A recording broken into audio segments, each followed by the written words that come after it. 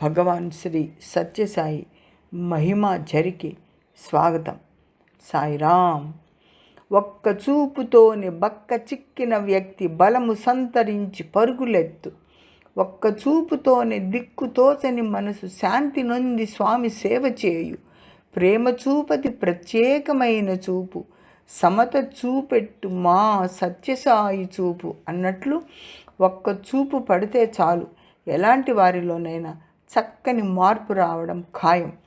హంగేరీ దేశానికి చెందిన Sylvia Jared అనే ఆమె చాలా చురుకైన స్వతంత్ర భావాలు కల వనిత.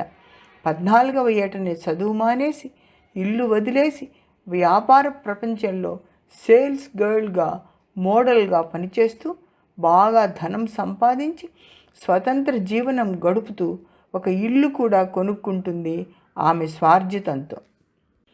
ధనంతో పాటుగా చెడు గుణాలు ఆమెను ఆశ్రయించాయి. వాటికి బానిసైంది. శ్రేయోభిలాషులకు దూరమై దేశ ద్రిమ్మరిలా మత్తులో పడి జీవిస్తూ 7 ఏళ్ళు గడుపుతుంది. స్వతహాగా తెలివైనది, శ్రమజీవి అయిన ఆమె ఒక శుభదినాన తన జీవితానికో లక్ష్యం లేదా అనే ఆలోచన వచ్చి తిరిగి చదువుకోను స్కూల్లో చేరుతుంది. అదే ఆమె అదృష్ట జీవనానికి నాంది అయింది. ఆమె జీవితాన్ని ఆ రోజు మార్చేసింది. ఆమెకు తెలిసి ఉండదు అలా జరుగుతుందని. ఆ స్కూల్లో ఒక టీచర్ సత్యసాయి భక్తురాలు. ఆ టీచర్ ప్రదర్శించిన ప్యూర్ లవ్ అనే వీడియో చూసి ప్రభావితురాలై ఆమె స్వామివారి అనుగ్రహం సంపాదించాలన్న పట్టుదలతో తన 22వ ఏట సిల్వియా జారెడ్ 1998లో పుట్టపర్తికి వచ్చి స్వామివారిని 100 అడుగుల దూరం నుంచి మాత్రమే చూడగలుగుతుంది.